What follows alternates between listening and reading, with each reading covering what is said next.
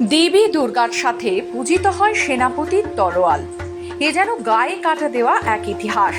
জোরবেরিয়ার রায় পরিবারের দুর্গা পুজোর ইতিহাস শুনলেই আজও গায়ে কাটা দেয়। পুরুলিয়ার পাড়া থানার জোরবেরিয়া গ্রামের এই পুজো 254 বছরের ঐতিহ্য বহন করে চলেছে, যেখানে শুধু প্রতিমা নয়, রাজার সেনাপতির তরোয়ালেরও পুজো করা হয়। এক সময়ের পারিবারিক পুজো আজ তা পরিণত হয়েছে সার্বজনীন উৎসবে, যেখানে আশেপাশের 5-7টি গ্রাম একত্রে মিলিয়ে হয় দুর্গা দেবীর আরাধনা। গ্রামে যেখানে কাশীপুর ও রাজ পরিবারের যারা সেনাপতি ছিলেন, সেই সেনাপতিদের রায় পরিবারের পারিবারিক পূজা। তবে এই পূজার পিছনে রয়েছে এক ইতিহাস। সেই ইতিহাস হলো দেবী দুর্গার সাথে সাথে পূজিত হন কাশীপুর রাজার যিনি সেনাপতি ছিলেন বৈদ্যনাথ রায়, এবং সেই যে তরবারি নিয়ে যুদ্ধ করেছিলেন এক সময় রাজার সৈনিকদের নিয়ে, সেই তরবারির পূজা হয়ে আসছে। তবে এই তরবারির পূজা কেন, ইতিহাস থেকে জানা যায় পঞ্চকোট রাজ কাশীপুর রাজা যখন ব্রিটিশের হাতে বন্দী হন, তখন বৈদ্যনাথ রায় সেই তরবারি দেবী দুর্গার পায়ে সমর্পণ করে দেন।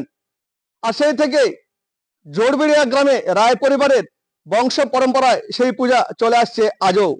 আমরা সেই বিষয়ে কথা বলে নেব, সেখানে প্রবীণ ব্যক্তি রয়েছেন, ইতিহাস জানা যায় তার কাছ থেকে কি বলছে আমরা শুনে নেব। ইতিহাসের কি বলবো, কারণ ইতিহাসে তো কি আছে, পাউটো পঞ্চকোট রাজার আমাদের বৈদ্যনাথ রায় সবচেয়ে জমিদার ছিলেন। পঞ্চকোটের রাজার দেওয়ার জমিদারি, সেই পারিবারিক পূজাতেই আমাদের চলছে। পারিবারিক পূজা, তরবারি কেন হবে? এই যে দেবীর দুর্গার কাছে অসি রাখা হয়, অসি যেটা বৈদ্যনাথ রায়, রায় সাহেব বৈদ্যনাথ রায় জৈবের থেকে কাশীপুর যে সেই ওষুধ সেই অসিটাতে আমার বংশ পরম্পরা অষ্টমীর দিনে নবমীর দিনে কুৎসান্ন বলিদান হয় ওই তরবারিটাতে।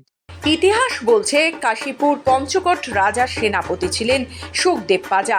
পরবর্তী সময় তারা বংশ পরম্পরায় কাশীপুর রাজ পরিবারে সেনাপতিদের পদে নিযুক্ত হয়ে আসেন। ব্রিটিশ শাসনের সময় কাশীপুর রাজা পরাজিত হয়ে বন্দী হন ইংরেজদের হাতে। তখন সেনাপতি ছিলেন বৈদ্যনাথ রায়। সেই সময় তিনি দুর্গা মন্দিরে তার অস্ত্র সমর্পণ করেন। সেই থেকে শুরু হয়েছে দেবীর সাথে তরোয়ালের পূজা, যা আজও অব্যাহত রয়েছে। পুজোর আয়োজনে বিশেষ ভূমিকা পালন করেন মহিলারা। কলস যাত্রা, ভোগ রান্না, প্রসাদ পরিবেশনা সব কিছুতেই তাদের সক্রিয় অংশগ্রহণ দেখা যায়। একাদশীর দিনে মহিলাদের আগে প্রসাদ গ্রহণের যে রীতি, তা আজও এই পুজোকে বিশেষ করে তোলে। জোরবেরিয়া রায় পরিবারের এই দুর্গাপুজোয় দেবীর আরাধনার পাশাপাশি তরোয়ালের পূজা বীরত্বের স্মারক হিসেবে রয়ে গেছে, যা এই পুজোর ইতিহাসকে এক নতুন মাত্রা দেয়।